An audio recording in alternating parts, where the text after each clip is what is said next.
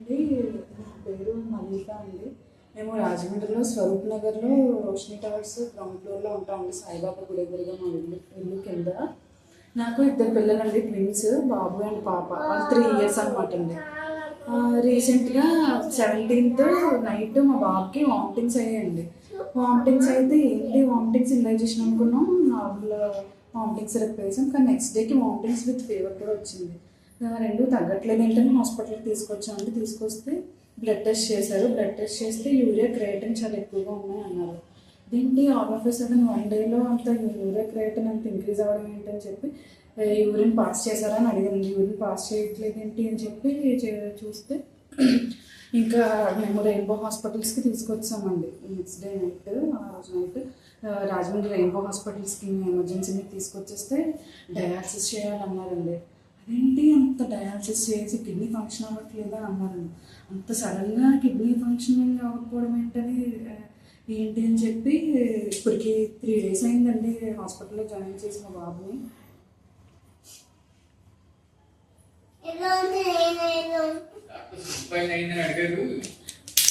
Doctors ఏంటంటే ఇంత సడన్గా డాక్టర్స్ మమ్మల్ని హిస్టరీ అంతా అడిగారండి. ఏంటి మ్యాండేకం అది ఇది అంటే ఏమీ కాదండి. మా చాలా లాంగ్ రిలేషన్షిప్. లాంగ్గా అసలు ఎలా అయిందో కూడా తెలియట్లేదు. ఫుడ్ కూడా అవుట్ సైడ్ ఫుడ్ ఏం పెట్టలేదండి. అప్పుడు మిల్క్ ఏమైనా కంటామినేట్ అయి ఉంటుంది, మీరు ఏ మిల్క్ వాడుతున్నారని అడిగాను డాక్టర్. అప్పుడు నార్మల్ మాకు కోరుకొండ నుంచి ఒక ఆయన గణేష్ అని చెప్పి ఆయన మిల్క్ తెచ్చి వేస్తారనమాట. మేము పిల్ల చిన్నప్పటి నుంచి అవే వాడుతున్నామండి. ఈ పాపకు కూడా ఆ పాలే పట్టాలి. రీసెంట్గా నిన్న కూడా ఆ పాలే తాగింది. పిల్లలు కూడా ఇప్పుడు టెస్ట్ చేయించామండి.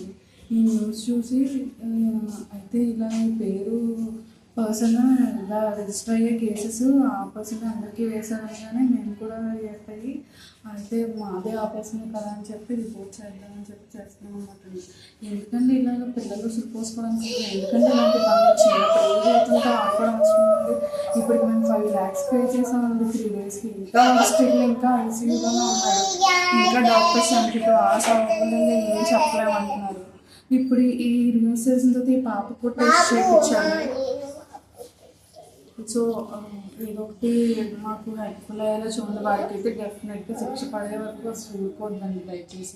చిన్న పిల్లాడు 3 days నుంచి ఐసీయూలో అలా పడున్నాడండి. అలాగా అట్లీస్ట్ 3 days అయిందండి. వాడు అట్లీస్ట్ మూవ్ అయ్యి అలా పడున్నాడు. ఎప్పుడు వాడిని అలా చూడలేదు. వాడు కంప్లీట్లీ ఫైన్. ఎప్పుడు వాడికి ఈ కిడ్నీ ఎలాంటి ఇష్యూ లేదండి. జస్ట్ బికాస్ ఆఫ్ దిస్ వచ్చిందండి.